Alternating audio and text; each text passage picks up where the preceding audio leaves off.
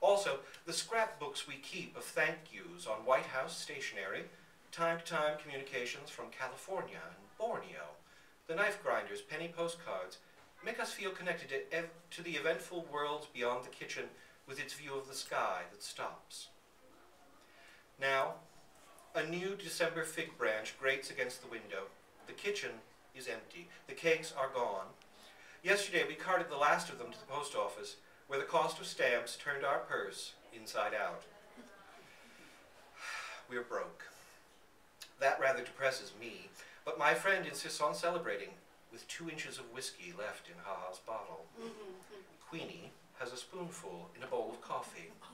She likes her coffee chicory flavored and strong. The rest we divide between a pair of jelly glasses. We're both quite awed at the prospect of drinking straight whiskey. The taste of it brings screwed up expressions and sour shudders. But, by and by, we begin to sing. The two of us singing different songs simultaneously. I don't know the words to mine. Just come on along, to the Dark Town Strutter's Ball. But I can dance, and I mean to be a tap dancer in the movies. My dancing shadow rollicks on the walls. Our voices rock the chinaware. We giggle as if unseen hands were tickling us. Queenie rolls on her back. Her paws plow the air. Something like a grin stretches her black lips.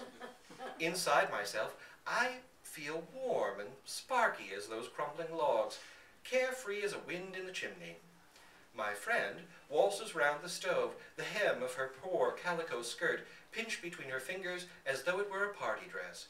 Show me the way to go home, she sings, her tennis shoes squeaking on the floor. Show me the way to go home. Enter 2 relatives, very angry, potent with eyes that scold, tongues that scald. Listen to what they have to say, the words tumbling together in a wrathful tune. A child of 7, whiskey on his breath. Are you out of your mind? Feeding a child of 7 must be loony. Road to ruination. Remember Cousin Kate, Uncle Charlie's brother-in-law. Shame, scandal, humiliation. Kneel, pray, beg the Lord. Queenie sneaks under the stove. My friend gazes at her shoes. Her chin quivers. She lifts her skirt and blows her nose and runs to her room.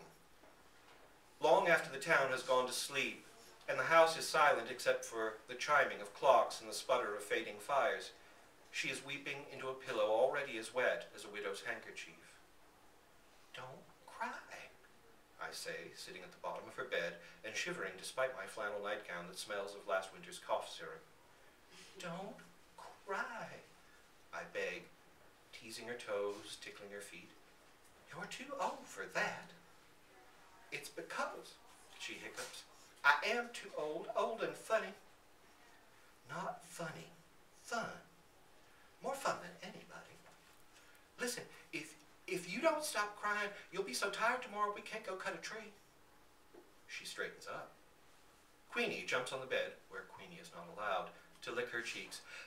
I know where we'll find really pretty trees, buddy, and holly too, with berries big as your eyes. It's way off in the woods, farther than we've ever been. Papa used to bring us Christmas trees from there, carry them on his shoulder. That's 50 years ago. Well, now, I can't wait for morning. Morning. Frozen rime lusters the grass, the sun, as round as an orange and as orange as hot weather moons, balances on the horizon, burnishes the silver winter woods. A wild turkey calls, a renegade hog grunts in the undergrowth. Soon, by the edge of knee-deep, rapid-running water, we have to abandon the buggy. Queenie wades the stream first, paddles across, barking complaints at the swiftness of the current and the pneumonia-making coldness of it. We follow, holding our shoes and equipment, a hatchet and a burlap sack, above our heads. A mile more of chastening thorns, burrs, and briars that catch at our clothes, of rusty pine needles brilliant with gaudy fungus and molted feathers.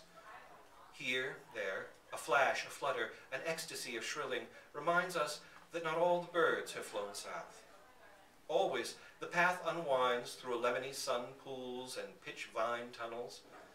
Another creek to cross, A disturbed armada of speckled trout froths the water round us, and frogs the size of plates practice belly flops. Beaver workmen are building a dam.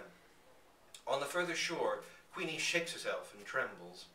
My friend shivers too, not with cold, but enthusiasm. One of her hat's ragged roses sheds a petal as she lifts her head and inhales the pine-heavy air. "We're almost there. Can you smell it, buddy?" she says, as though we were approaching an ocean. And indeed it is a kind of ocean. Scented acres of holiday trees, prickly-leafed holly, red berries shiny as Chinese bells. Black crows swoop upon them screaming. Having stuffed our burlap sacks with enough greenery and crimson to garland a dozen windows, we set about choosing a tree. "It should be," muses my friend, "twice as tall as a boy, so a boy can't steal the star." The one we pick is twice as tall as me. A brave, handsome brute that survives 30 hatchet strokes before it keels with a creaking, rending cry.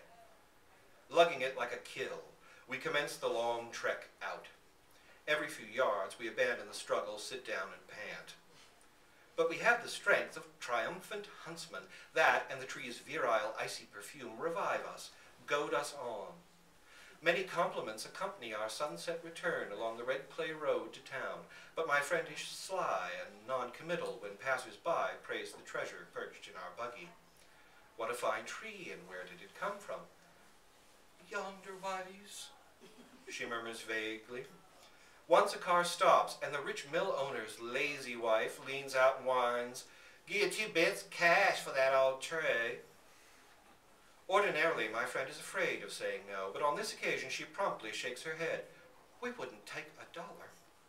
The mill owner's wife persists. $1? My foot! 50 cents. That's my last offer. Goodness, woman, you can get another one." In answer, my friend gently reflects, "I doubt it. There's never 2 of anything."